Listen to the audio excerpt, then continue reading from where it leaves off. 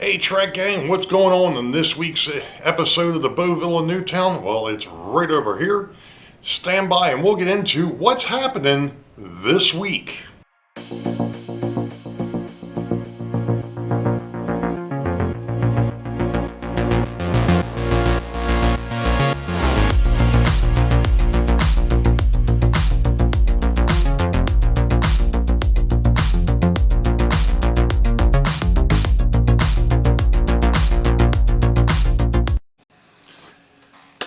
Well, hello Track Gang, and welcome to episode 24 for 2025. It happens to be July the 5th of 2025. And, a couple weeks ago, I brought up on Sidetrack Sunday about nagging issues or uncompleted projects and what's keeping you from really digging into them. Well, as it were, one of the nagging issues that I've had, and I know that there have been some folks that have been trying to help me out with it, and I greatly appreciate it, has been the Walthers 90ft Turntable, otherwise known in this video as the POS. For those that don't know what POS is, think about it. Anyway. So last night I went ahead and I actually pulled said turntable from the layout. Now, granted, I understand I'm trying to get things ready for October. It would be nice to have the operating turntable again. Okay, so at any rate, I decided I was going to pull the thing out of the layout and bring it back here to the bench to try and figure out what was going on with the connectivity, because I didn't talk about this. And that was the fact that the conductivity in the rails, not only are the rails loose, but the conductivity in the rails disappeared. I mean, it just flat, there's nothing. And I'm like, what in the world is going on now? So I figured, okay, well, the bearings that I had bought, which this happens to be one of the ones that I did not use, all right? I figured, well, maybe I didn't clean it up well enough and it needed to be scored a little bit on the outside and on the inside for the solder to actually stick to the bearing and so on and so forth. That way it would, so on and so. I figured one of the wires came loose. Nope, that wasn't the case. So, I'm like, all right, so what the heck is going on here that I lost electrical conductivity through the bearing that had electrical conductivity in it at one point? I started playing around with it, looking into it, so on and so forth, and I don't know why. It's just there's no conductivity through it at all. Period. Either one of them. So I decided I was going to find the rest of the bearings, because when I bought them, I think I had to buy like 8 or 10 of them. Let's see, what's left in here? 1, 2, 3, 4, 5. This is number 6. It was 8. So I pulled out another one of the bearings, and I hooked my meter up to it, and lo and behold, it has no electrical conductivity to it now either. Alright, this is strange, because when I bought them, they had conductivity. What the hell? So the only thing I can figure is that over time, the grease or whatever was in those sealed bearings has dissipated, and there's enough play on the interior race of that bearing that the ball bearings are not making contact to the outside wall and to the inside wall. Thus, there's no electrical conductivity there at all. Great. Wonderful. So, how do you fix that problem? Well, I came up with a couple different things. First off, the easiest thing would probably to go ahead and toss this freaking thing in the trash and start over. But we're not at that point, and I really don't see that happening. Anyway, so let's throw option 1 out the window, which would be throw this thing in the recycle bin and start over. So option 2 was to go to the store today, which I did, and see if I could find some electrically conductive grease or or some sheet copper, brass, something along that line that I could sandwich, you know, between the bearings and so on and so forth, that could help possibly get electrical conductivity from the outer race to the inner race. Well, I was unsuccessful in finding a electrical conductive grease. Now, granted, I only went to Home Depot, but there was another reason why I only made it there, but we're not going to get into that at the moment. Everything's fine, it's just the fact that, you know, when you go ahead and you plan something and then all of a sudden plans change, yeah, that's pretty much what happened. Okay, so that was option 1 and option 2. Option 3, I think, has the possibility of maybe being more realistic. Let me explain. So, originally, when Walthers made this thing, they had these wonderful brass rings that you were supposed to solder a piece of wire to on the inside that goes up to the track. That's what this wire was for. On the base of said turntable was a set of wipers that looked like this. Okay? These are copper wipers that made contact with these copper or brass O-rings, or whatever you want to call them. Didn't work. Namely because of the fact that these things would have a tendency to shift up and down, or they would pull away from that brass thing, and obviously, but guess what? You've got no electrical conductivity again. Now, when I put the bearings into this thing, what I had done is I had taken, and I don't know how well this is going to show up, but this here is where, and it just came loose. Let me go ahead and try and get it back in place here, just for the sake of argument.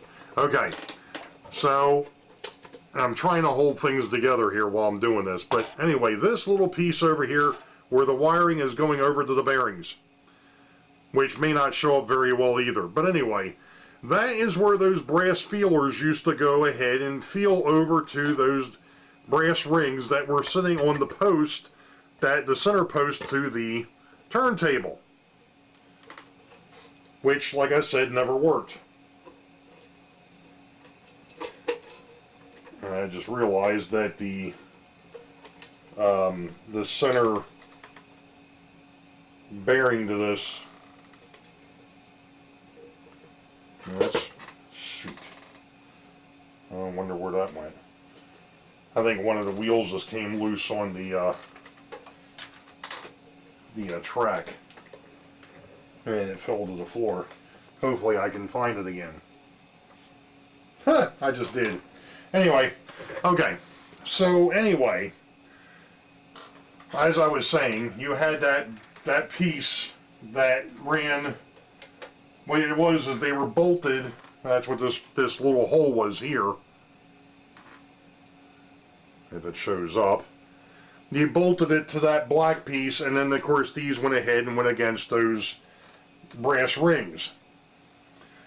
So, brainstorm last night was, or this morning was, well, actually no, it was last night, was what about taking said brass strip,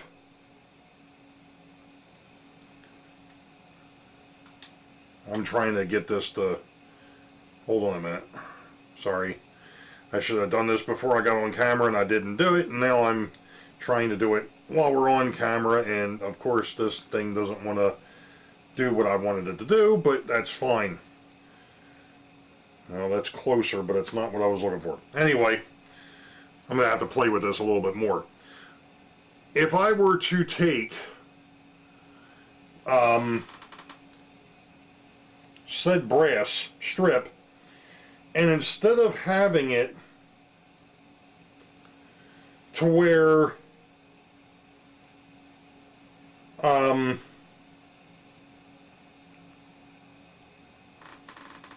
sorry, I'm still playing with this. because I should have done this beforehand.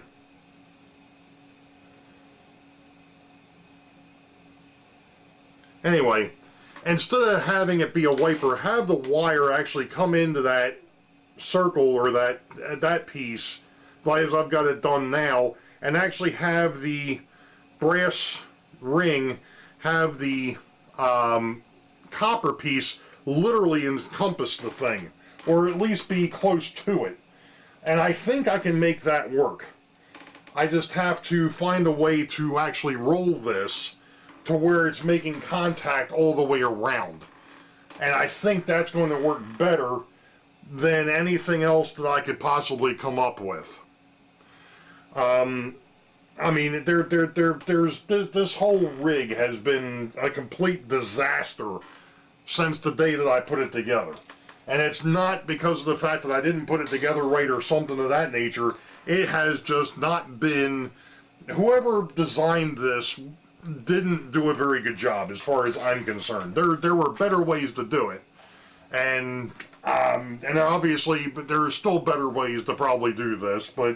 And I was really thinking that, hey, those bearings would be a great idea, not thinking about the fact that eventually the grease was going to dry or whatever happened inside, and they were going to drop conductivity.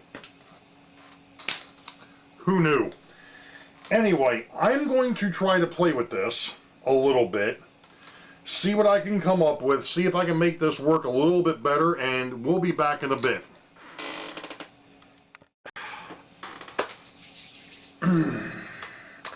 Alright, Track Gang.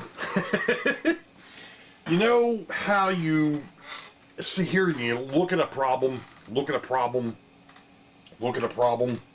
your head starts spinning, and you're like, I think I got this licked. I think I know how I'm going to fix this.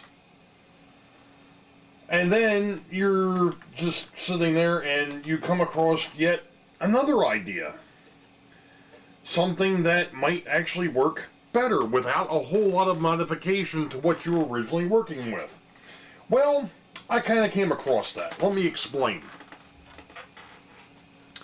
Let me get down here to this, and I'm going to zoom this in a little bit so you can see what I'm talking about. Alright, so right now, obviously, the pit to this is upside down.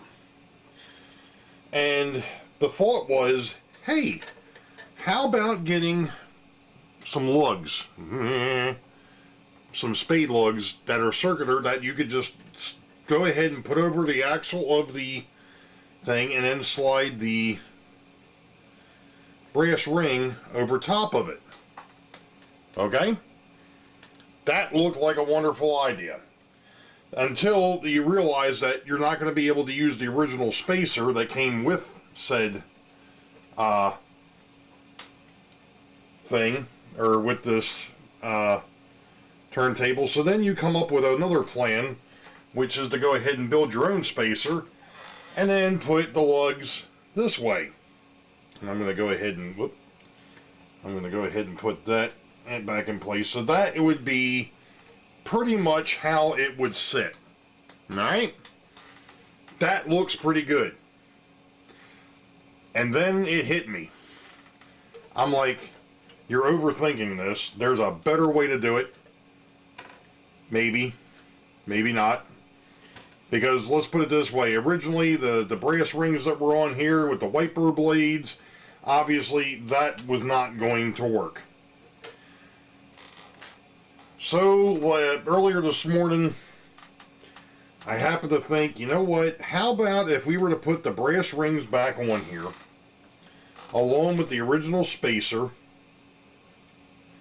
Now granted, I'm not soldering anything yet because I'm still playing around with this. Okay? So now this is pretty much back to stock at this point. And you're like, okay, well that's great, Ray, but what are you going to do about the, wiper situation? Because these were the old wipers, and, we talked about this. That it used to mount to the piece of plastic that was over here, and, these things just, they're no. So, I came up with another idea.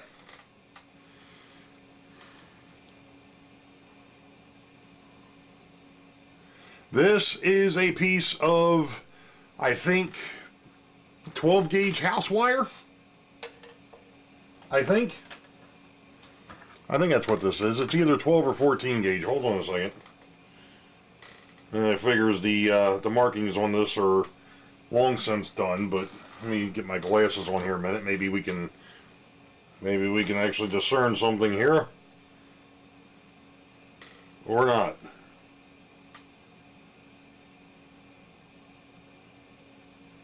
No. It does not tell me. Okay. Unfortunately, there's no markings on this wire at all. Alright. Well, I've already goofed because I can't put this thing all the way back together just yet, because I have to put this piece on there first, and then we can put the spacer, and then we can put the other brass ring, and then we put the pit spacer in. Basically what I did is I turned that piece of wire into, for lack of a better term, a bishop's hook 180 degrees, or actually 270 degrees. And what I'm going to do is take the original piece of black plastic that I have the wiring just wire tied to. I'm going to modify this a little bit, and I will actually wire tie the heavy gauge wire to this, which will not only get glued to the base here, but also gets, there's a slot in here that the part of that feeds or sits into. So, as long as I don't throw it on the floor, which I have a bad tendency of doing, I'm in the process eventually of modifying this workbench too, to where I won't be throwing things on the floor. But anyway, I had already cut, jeez, with it being this close, I had already cut into the bucket here to allow for the wire, for the old wiring system to come in here. I'm going to have to modify this a little bit more. I'm going to have to cut this down, this slot down a little bit more for those to fit, for the wire, this heavy gauge wire to fit into. Now, my only dilemma is going to be, how do I connect this thin 22 gauge wire to this wonderful 12 gauge wire? And I think I've got a couple of ideas, but I'm not there yet, because while I've had this thing on the bench, and I'm going to zoom this back out, while I've had this thing sitting on the bench, I decided, since I've got it apart, I might as well go ahead and paint it, which I've already started. Namely with the pit. The pit was originally a lighter gray or a tan color. Wasn't very realistic looking to me. So I had gone through in the paint booth, and I had started, and I'm taking it apart again, so I can take it back over to the paint booth, because now I know, at least looking at this, this should work. So I have already started to paint this an off gray color, which I think is going to look a little bit more realistic. That'll be one thing. And then I'm going to work on the bridge deck, or the deck of this as well. Because obviously it's got issues. We've talked about that. The rails that don't want to stay on here, that's obviously a problem. That needs to get fixed. As you can see, this one here is even away from the bridge. So, and I was just looking at this, oh, this is going to work out better than I thought. Because I was originally thinking, if you remember correctly, I was talking about the possibilities of laying a piece of sectional track or a piece of flex track in here, to actually taking this bridge apart and gluing it. And I just realized that what Walthers did here is they've actually got bracing up underneath, so this is actually like a bridge. So if I wanted to go that route of laying in flex track or something of the like, I could do that. Because that was a concern that I had when I was thinking about this last night, was, well, if you go ahead and take the tie strip out of here and actually glue it, glue a piece of track in here, how are you going to glue the sides on? And is it going to meet up? Well, looking at it, I think it's actually gapped a little bit in here too. I might be able to pull this deck up and then literally be able to put the tracks underneath. However, I don't think I'm going to do that. I'm going to try to epoxy these rails to the bridge. That is one of the things that came up on Sidetrack Sunday a couple of weeks back. So we're going to give that a shot. That's number one.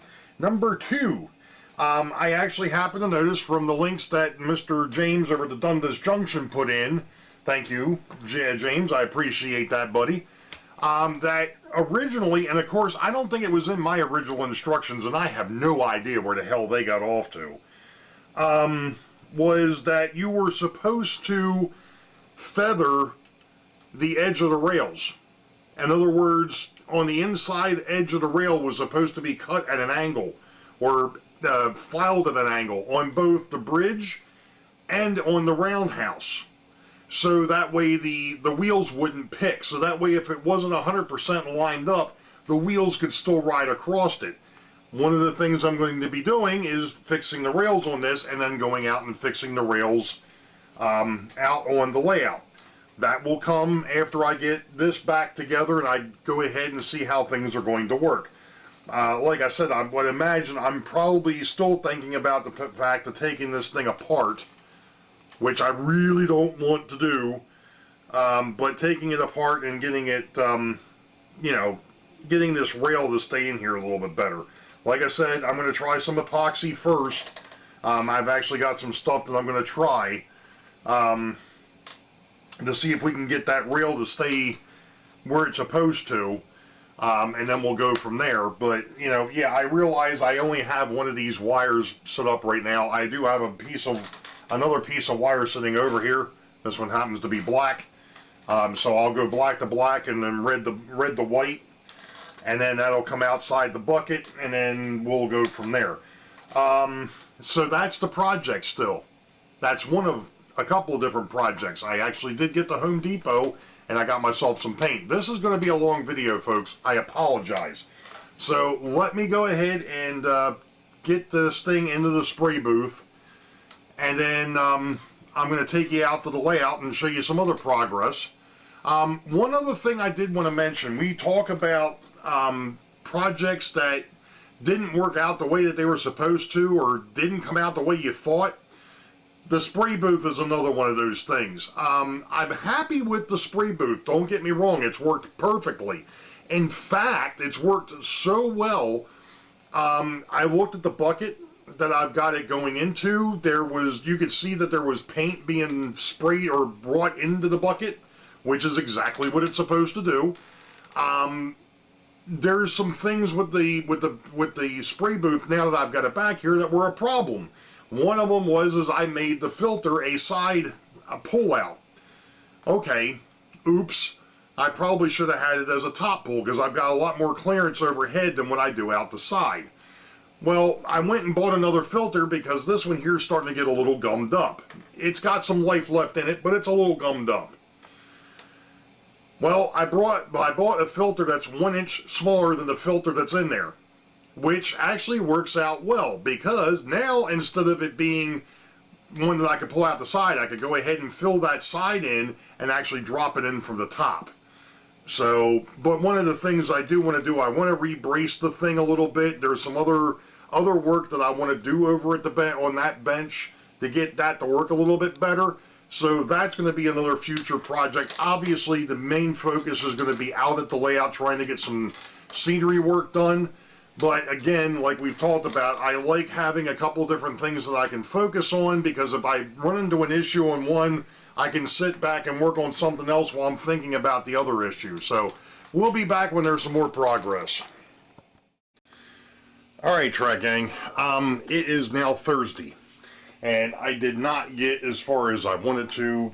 There were some things that came up this week and I cannot discuss, and I will not discuss at the moment until things are 100% done. But anyway, I decided while I had my turntable apart that I was going to give it a coat of paint to get rid of that color that was on there. So I basically painted it gray and then came back with a very diluted black to give it some staining. I'm still got some work to do on this. I was hoping to get that done this week. Didn't happen. I'm not going to tell you what I was planning on doing, but it'll come up when we get this thing back together. I did get the rails re-glued, so that's done. But there was one other project that I was working on, and I'm going to take you out to the layout, and we're going to show you what's going on. So give me a minute, we'll be right back. Now, I know I probably started talking about this project in the last video, but we're going to see if we can zoom in here and hopefully show you. Yep, there they are. All right, cool. Now, just like the Boeville boxes, which you can't see, these are the train boxes. These outer two are your train cards. They're the next ones up. The boxes next to them are the next train, or the pre-staged train, and then the boxes all the way to the outside on either end here are the next train out. And I've got little arrows here as well telling you which direction that they're supposed to be going in.